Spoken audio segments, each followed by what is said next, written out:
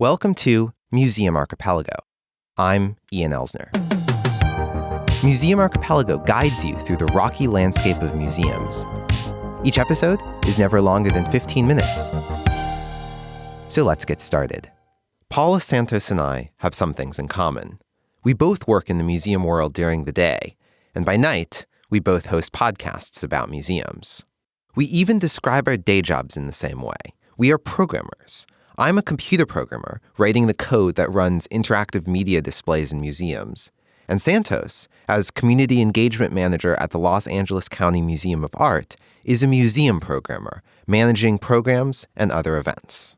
Hello, I'm Paula Santos. I'm a podcaster, museum educator, and community organizing learner. Over the past year or so, Santos has been thinking about the assumptions cultural institutions make about the communities they identify as underserved. We don't always have to lead with our audiences need XYZ. These people are underserved for XYZ reason. Our communities have social capital. They have art. They have their own resources that us as institutions can absolutely build with. And I think that understanding that it isn't just like a top-down effect. We're like, oh, here we have this huge grant, and now we're going to, fly a helicopter over this community and throw art supplies around. When we spoke, Santos was a day away from presenting a culminating event of a show and acknowledged that not just helicoptering in made a lot of people, including herself, nervous. We as an institution can build with a community, and that means also ceding our power.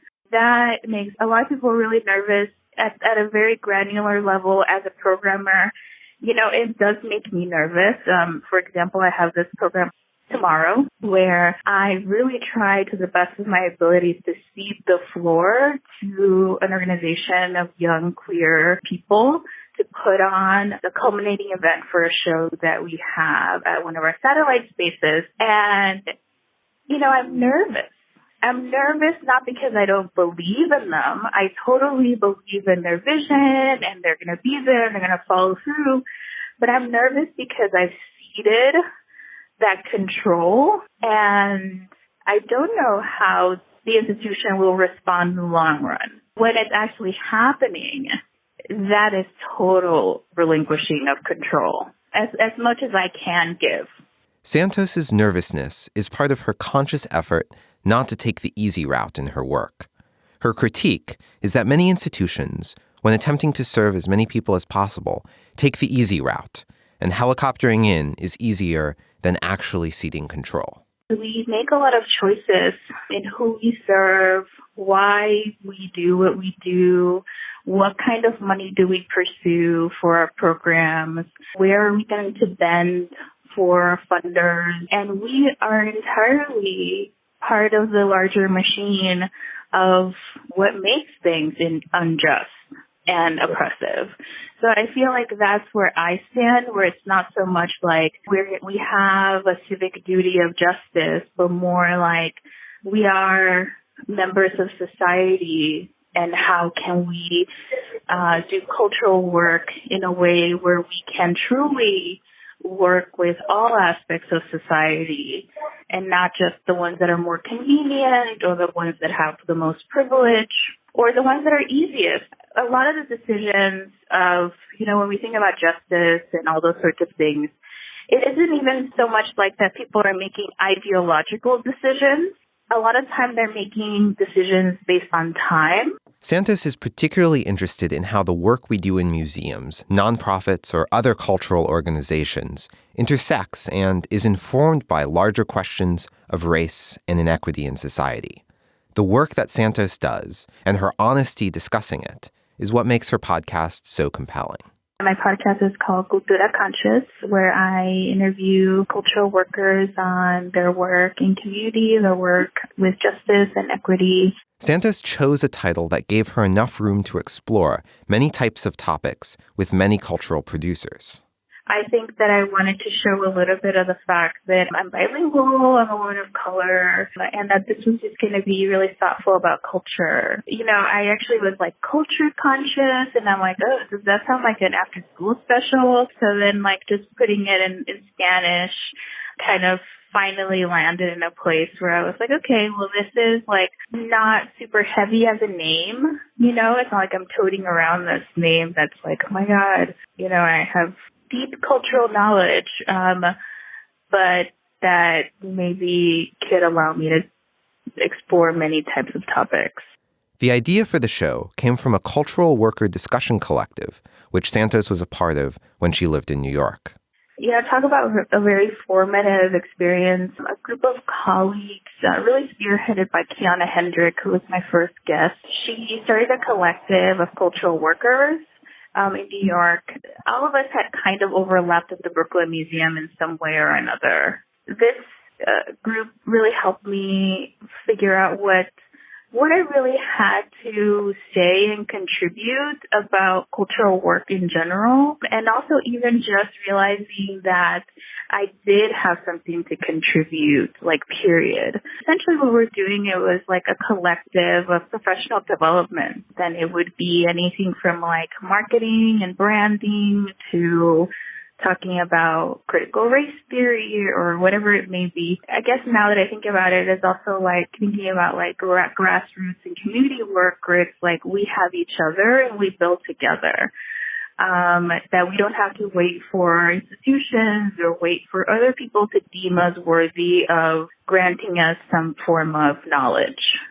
We can definitely build that ourselves. And my conversations with our collective members were so fruitful and so insightful. I was like, I want to start this podcast, and everyone was so supportive. Cultura Conscious just celebrated its first year anniversary. Santos says that she wanted to make sure that all of her guests for the first year were people of color, a trend which will continue for at least the next few episodes. The podcast comes directly out of her interest in what she calls the nuts and bolts of museum work, where she sees the justice work museums and individuals need happening. All this kind of nitty-gritty stuff that you won't necessarily find in a journal article or, on a blog post about a culminating thing about a program, but just kind of the day-to-day. There are people who are doing everyday nuts and bolts work that are very invested in justice work, and they're not the people who are necessarily leading the national conferences or the keynotes. And I think I'm far more interested in that nuts and bolts aspect, which is probably why my interviews are so long. And that's why Santos and I only have some things in common. Cultura Conscious is an excellent podcast, and you should subscribe and listen at culturaconscious.com. There's a theme to Santos's work. We don't have to wait for institutions or wait for other people to deem us worthy.